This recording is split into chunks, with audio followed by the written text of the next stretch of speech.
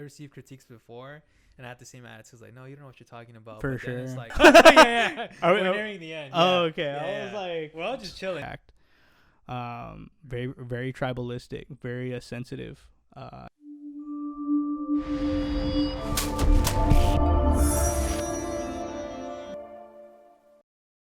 Welcome everyone back to the podcast. We have a special guest, which is Kyle Umeda.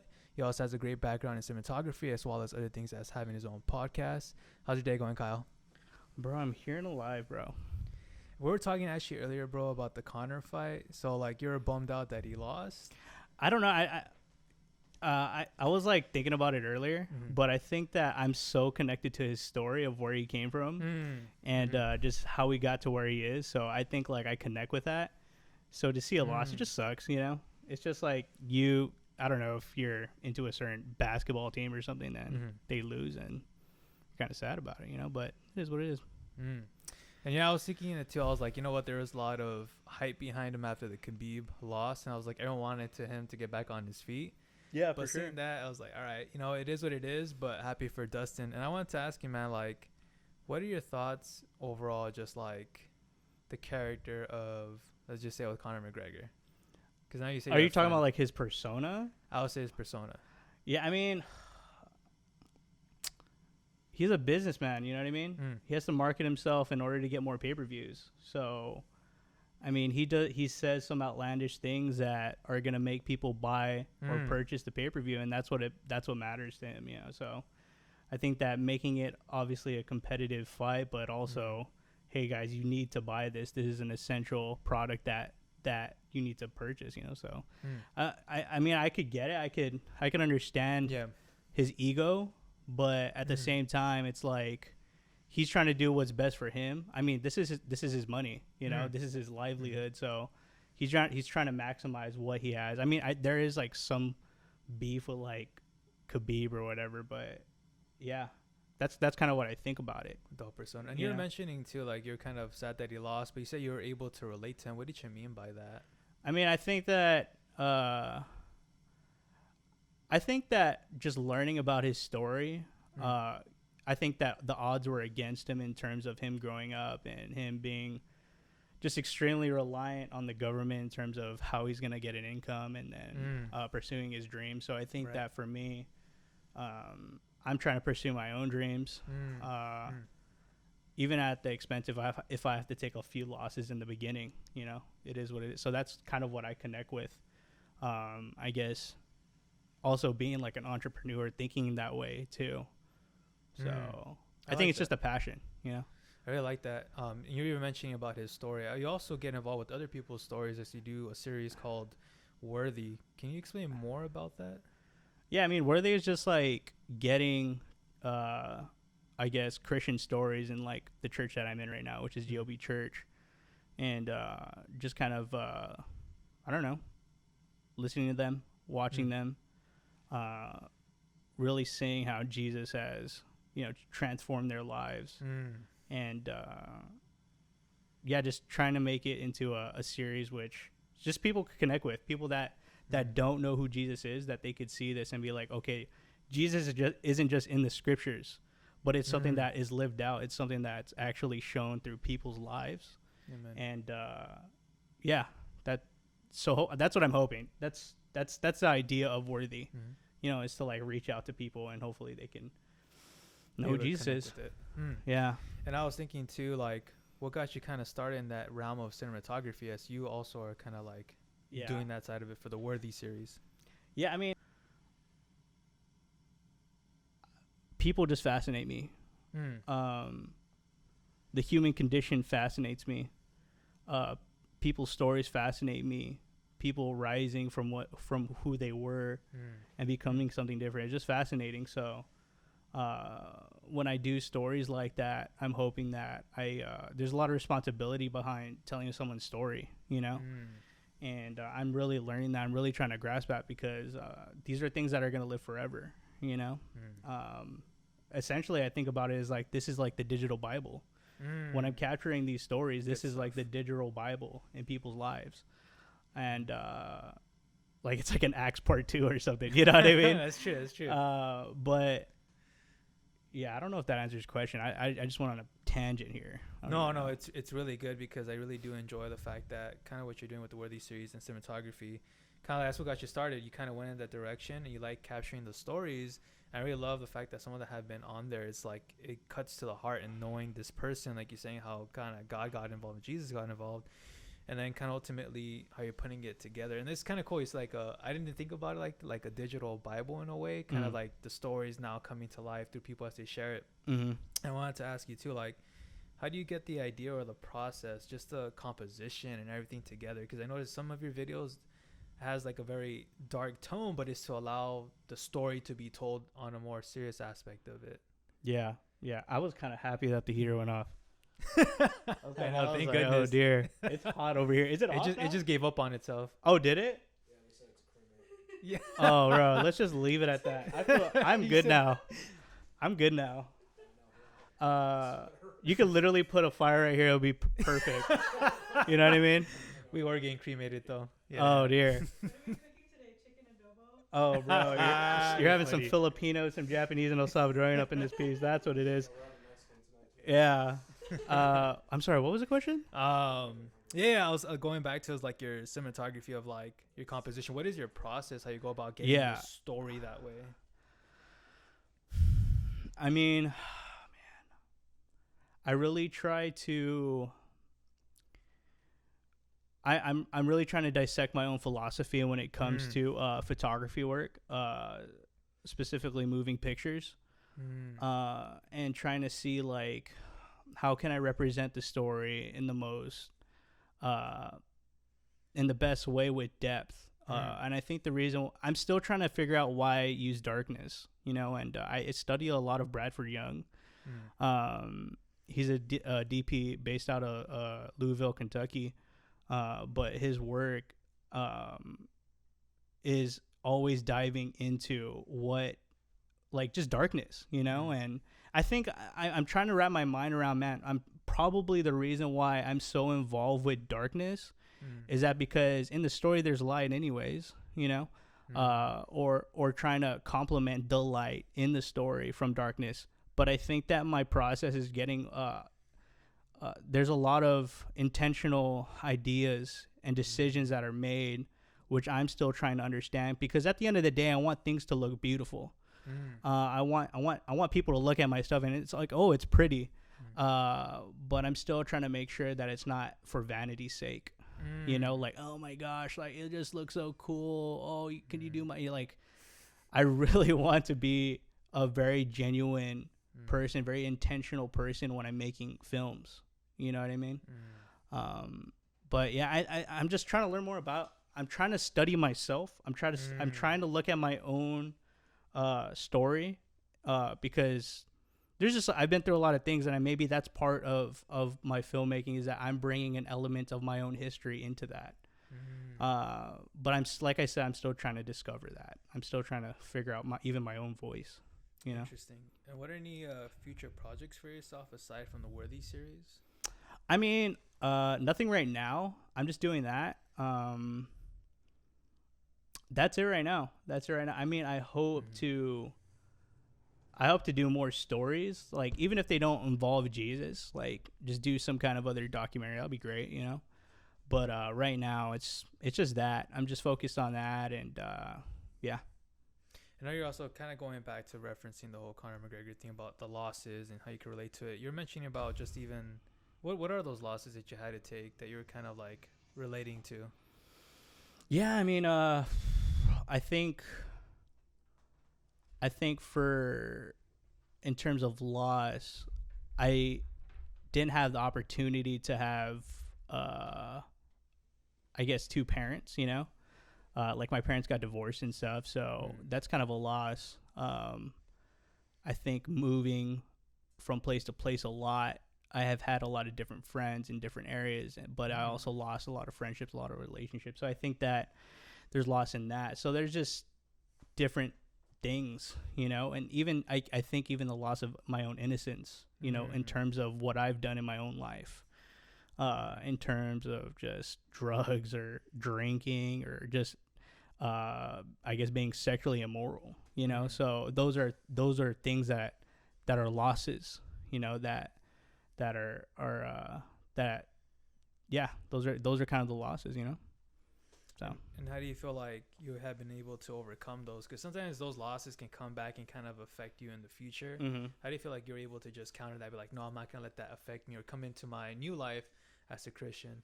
yeah,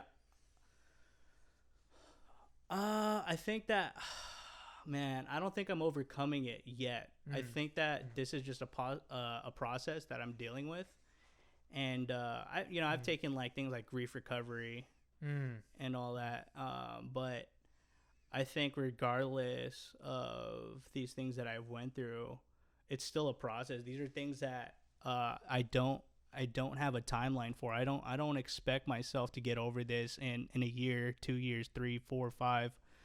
You know, this thing might be a lifetime, you know, that I have to deal with. Not that it's a terrible thing, you know, like this is just part of my story. This is what it is, you know, which is fine. I like that. There's a bit of realism, because sometimes even as Christians, we can forget that battle is always going to be there. It's a little bit in you, and you can't think it's an easy fix solution. All those little things from us in the past are embedded in us, unfortunately. Yeah. But that's why we always have to keep going to Christ until the very end. And kind of like, even speaking on faith, what made you go into the direction of wanting to commit to Christ, the story of, you know, faith? Yeah, I mean, I grew up as a Catholic, and I can totally relate, bro. Oh, dude, I Once mean, a year kind of thing. Oh, bro. I mean, no, my mom was actually really involved, you know. So she would teach on Wednesdays, and I would have to go Wednesdays, and I was even an altar server. Crazy. I did not get touched by a priest, you know, just to disclose Making that clear. Most definitely. I gotta let people know. That's funny. I gotta let people know. All right. And I don't worry about it. But yeah, I mean, I was pretty involved with whatever, you know, I guess that quote unquote religion. But yeah, I mean, I think that it was very mundane. It was, dude, I used to fall asleep in service, man. I used to, like, my mom used to wake me up, you know? And but that's what it was. It was more of a ritual, a very ritualistic thing. I look back at it now, I'm like, it's weird, you know, but it looks like some kind of what's it called? Witchcraft? No. Close. Like a clan? Tradition? No. Like I'm trying to think of the word. Cult? Man. No. A cult. Okay. There you go. Yes. I'm like, why are these dudes wearing this random stuff? Yeah. You know, it's weird. It's so weird to me. Anywho, so it was very mundane for me. I had to just go through it, and you know, at the end of the day, I wasn't really faithful to that, and I got extremely involved in drugs and drinking, whatever, you know, just all the substances, you know. But I think that man, I think I was probably like 2021. I wanted to seek God. I wanted to find God for some reason. I don't know. I think that I ran into a hiccup in terms of, man, like, why am I doing what I'm doing?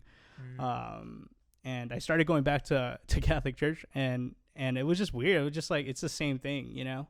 There's nothing there for me. And I think by the grace of God, I was working at Lee's Sandwiches, and a brother named Isaac Munoz, he asked me, he's like, hey, bro, like, do you want to study the Bible? And I think during the time or while we were working there, he was getting restored. And I was searching for God a little bit before that, like going to Catholic church and whatnot. But at first I was like, I mean, I guess, like, I'm only doing this because he's my homie. You know what I mean? That's it, you know? But then I end up getting into the Bible study, and then I met like DK, and then there's like 3 other brothers there, and I was like, bro, what is it? This is just weird. Like, what is going on? I'm expecting Isaac and Isaac only. This is just nonsense. But yeah, that's how I think that it was really understanding that I was able to have a relationship with God, and to be able to understand the scriptures in a different way instead of a very ritualistic way, like taking communion, walking down the pews, and all that, you know. And I that's what intrigued, that's what fascinated me the most is, man, I get to have this relationship with him, and it's extremely personal, and I want to be forgiven of my sins. Just the whole process, of learning who God is. Yeah. And for like the listeners, what would you say for someone that's trying to be curious of the faith? What advice would you offer to them if they're trying to discover or probably know more about God? I mean, do your research, watch YouTube videos. I don't know.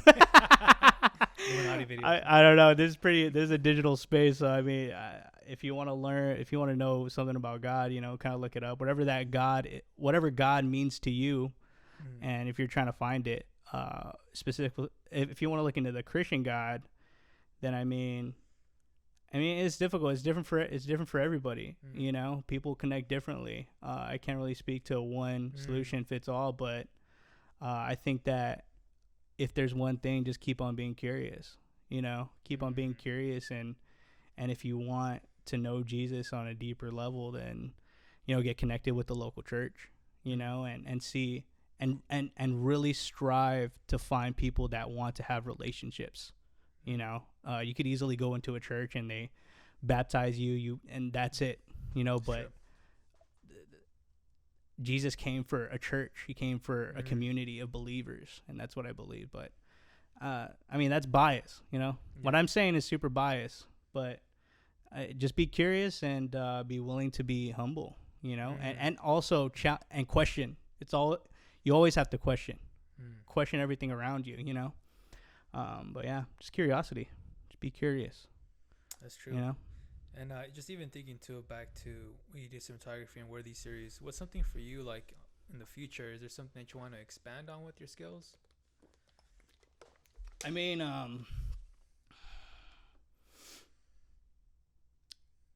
I'm really fascinated with the image. I'm very fascinated about what the image can actually do in terms of action from people.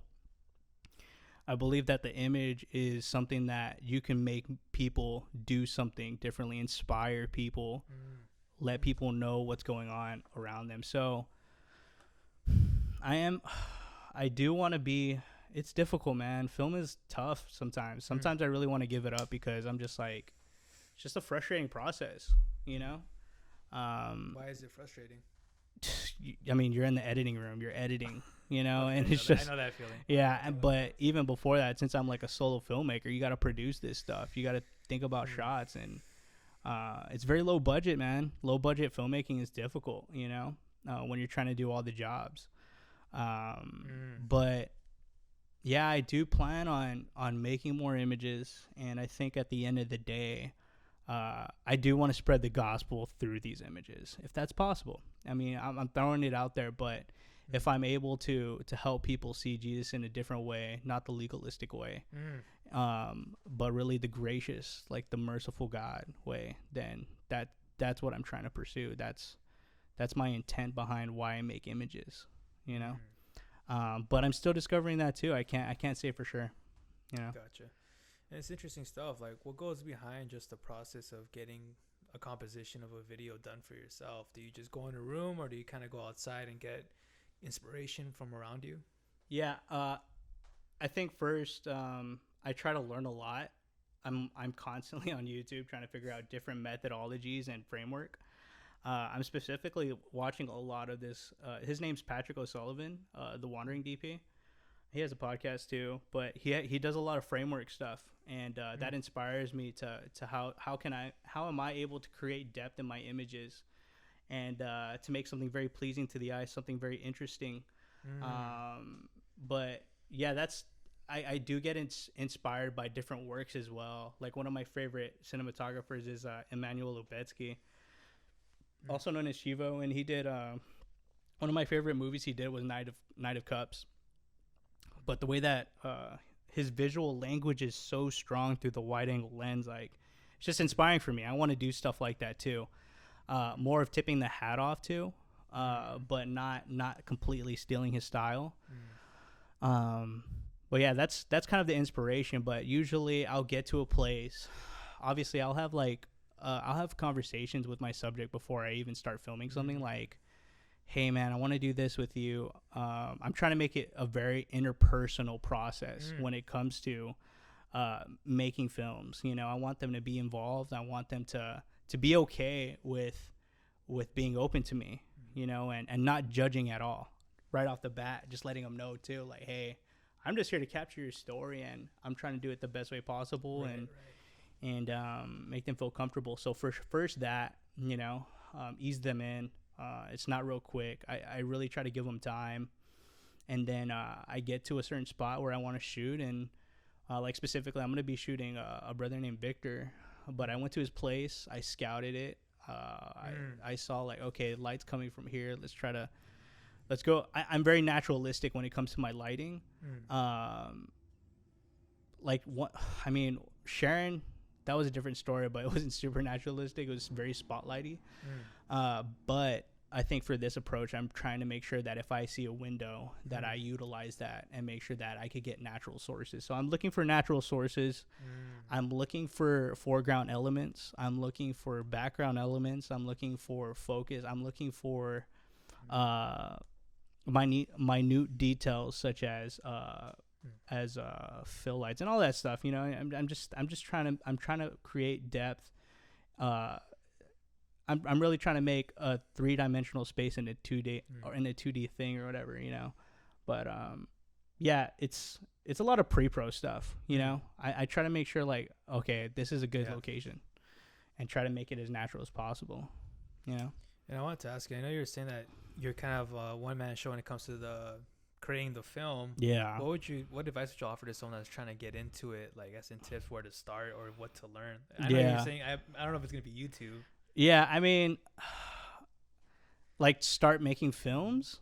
Like, is that what you mean? Yeah, like a starting point to start learning these things if they ever want to start doing some solo films. Yeah, or even clips, you know? Yeah. I don't recommend solo filmmaking. It's not fun, man. I mean, it's fun because I get psyched when I create. I mean, it's just difficult. You don't have a key grip there. You don't have a director. You don't have a producer. You don't have PAs there, you know? So it's like you're trying to do 5 different jobs at once and make sure that everyone eats lunch at the same time. That's true. You know? And crazy. I mean, go on forums, find a community, you know, talk to people, try to get on set, you know? I think that it's very frustrating for me because I set up methodologies and systems in place already. So I understand what I like and what I do as a filmmaker, but I really hope that one day if I shoot something a little bigger that I can have a team. It's tiring, man. It's like, it's cool. You know, I get to control the elements of a film, but sometimes just like, bro, you know, I need help. Yeah. I need help. Yeah, for sure. Not even break. Like if I could focus more on the image, then I feel like I'm doing my job, you know, but if I'm focusing on directing and producing, and I get it, like it is what it is, you know, but if I could just focus on the image, I would feel a lot better in terms of I could do more camera tests. I could do lens testing. I could figure out ISO levels and all that stuff, you know. So, but if you're trying to get into solo filming, you know, I mean, watch as much as possible. You know, I mean, as much as you watch, practice. You know, that's probably the biggest thing. Like once you see a video, like go out, practice that thing, and really try to create results. You know. Interesting. And so you haven't got the opportunity to really just get your hands on working with other people? I haven't, man. I mean, here's the thing. I went to school for journalism, you know, so I didn't go to film school. I came from a very untraditional way of finding my way as an image maker, you know? So yeah, I don't have a community behind me. I mean, I have a few people that I can go to, like, and ask for advice, but I mean, I just don't have a connection with a writer. I don't have a connection with the producer, you know? Yeah. And those things are highly sought after, specifically for me, because I'm hoping to find a writer. I'm hoping to find a producer that has a stylistic taste as mine, and hopefully we can collab, you know, but it's kind of just, I'm waiting in the wing, you know, and hoping that as much work as I put in, hopefully I can get something out too. Out of that. Yeah. You know, just thinking of like overall you not trying to give up, has a strong mindset. Like what motivates you to stay in just film and not just be like, I'm going to quit, I'm going to give up like most people do? I mean, I always think about giving up. I'm like, I'm pretty good. Like, I mean, I'm okay. You know, I don't think I'm Is like. it more of like the patience kind of thing? Like you got to wait for the right opportunity? I mean, Here's the thing, bro. Yeah. I don't know what I'm doing. You know what I mean? And just in life in general. This is one thing that I love, and this is one thing that I'm trying to pursue is like, dude, I love this thing. I love creating images. I love making beautiful things, but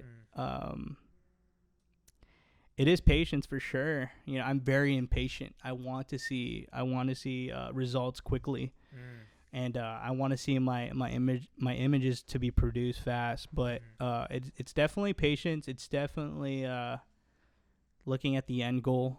It's always the why. Why am I doing this? And always making sure that it's not for vanity's sake. You know, I don't want to do it. I mean, I'm trying to build a reel. I'm trying to make beautiful images, but to also be balanced out with, I just don't want to be, I don't know. I don't want to be fake, you know? I don't want to be making films for just to make films, you know? Yeah. Then it really does lose its meaning on that. Yeah, it does. It definitely does. And I don't want to lose that because there's a little bit of purity of what I'm already doing now. You know? I like that. I feel like I could hear, maybe you can correct me a little bit on your philosophy on life, is just like having that purpose to kind of create something like more on the image side to kind of a little bit present the gospel. But I feel like, do you feel there's something more that adds on from your own philosophy into what you do? I mean, for sure. I think so. Yeah, I think I barely learned about this saying, memento mori, and just always being reminded of death. But I think that whatever we're doing now, you know, I only have a little bit of time here. I have I mean, people say, "Oh, bro, you're young." Blah, blah, blah. I mean, bro, 80 years compared to the galaxy is nothing, you know? Yeah. This is like Facts. this is nothing, you know?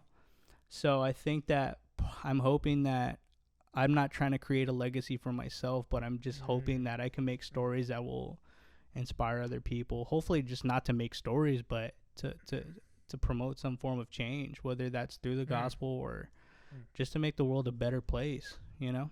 But for sure, I think that the way that I look at life, the way that I see people, you know, it affects the way that I shoot for sure. Yeah.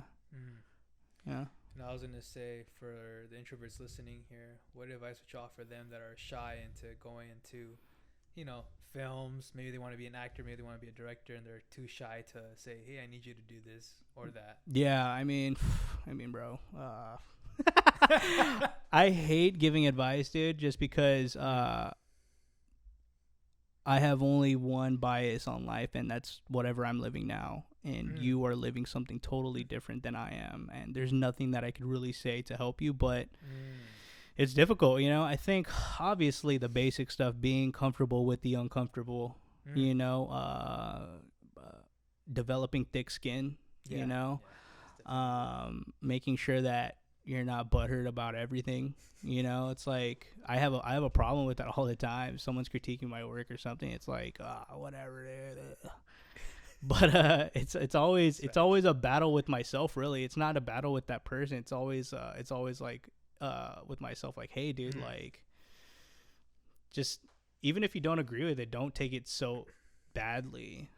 You know, I have a bad tendency to just be like, oh my gosh, they said this, and it's just like, it's so pitiful, bro. It's so sad. I honestly despise that. I despise it so much, even though I do it so much. But I mean, yeah, just being. I think that's what I'm trying to learn right now, is just be comfortable with the uncomfortable. Kind of like what you said, like the critiques is the most important thing, because that's how you grow in anything. And I was just thinking myself too, like I received critiques before, and I had the same attitude, like, no, you don't know what you're talking about. For but sure. Then it's like, once I apply, I was like, I would text them back, like, hey, you were right, like, everything you were saying. And I feel like people listening, that's like even a great advice there. Just take the critique as you go. You never know where it's gonna end up helping you shape up your career, whatever you're trying to do. Yeah. But I do want to ask you, Kyle, I know, you know, COVID-19 happened in 2020, but it's still carrying over a little bit in 2021. What do you feel was like the biggest challenge with this whole new pandemic coming in? Yeah. Closing off. Oh man, dude.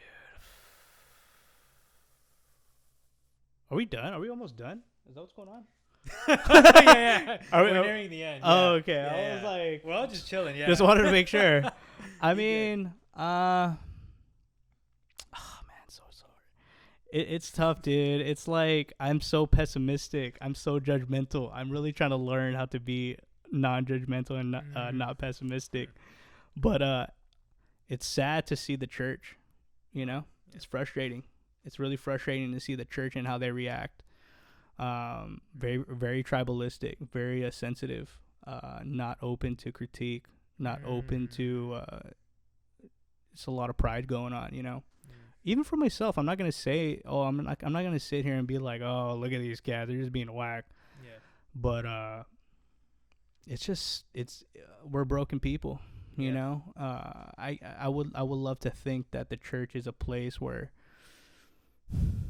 that people would want to see Jesus, Mm. but people are extremely involved and they have their own agendas. And I think Mm. it's really frustrating to look at that Yeah. and deal with that because I just love the church so much. It's done so much for me, and Same. to see like people fighting over things that don't matter, Mm. it's so irritating to me. You know, even little things like they're watching something and they just like I don't know, they just mumble something or I don't know. They're just it's just like what Where'd it. that come from? Yeah. Yeah, Yeah. exactly. It's like why are they doing that? Like since it's new, I'm uncomfortable with it and it should happen. But Mm. I mean, I think that that's what it was. It's yeah, it's an interesting year. I mean, obviously there has the greatest thing is I've gotten so much time with my wife, which is great. You Mm. know, I used to work in Culver City Oh wow. all the time. Yeah, so driving back to Long Beach and Culver City, and That's then crazy. It's almost an hour with traffic too, right? Or no? oh, for sure. I mean, Damn. sometimes during that it was like an hour 30 easy. You know, so I would have to go back and forth, and then sometimes I mean I would go to work at like 11, don't leave until like 12. You know, Crazy. so I mean that's a great thing.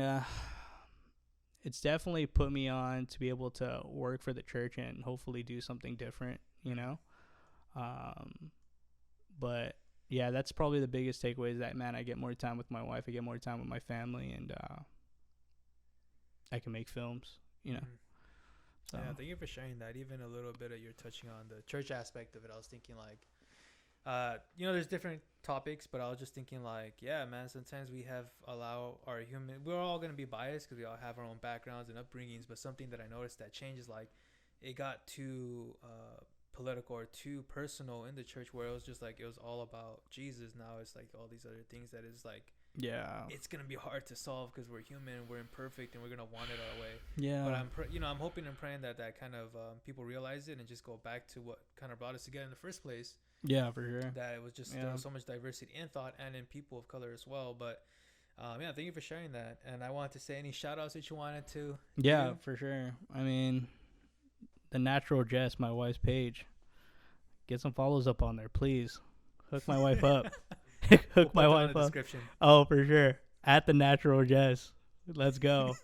I mean, I have another podcast. It's called Story First Podcast. If you guys want to check it out, I talk to documentary filmmakers, pick their brain if they're a DP or a director, and just see their process. Other than that, I am for hire. If you guys need help with filming something, then hit me up. Hey, there you go. And we'll put the information on there for you guys. But thank you so much, Kyle, for being on the podcast and just For sharing a sure. lot of great information. That'll be wrapping it up for us, guys. Thank you.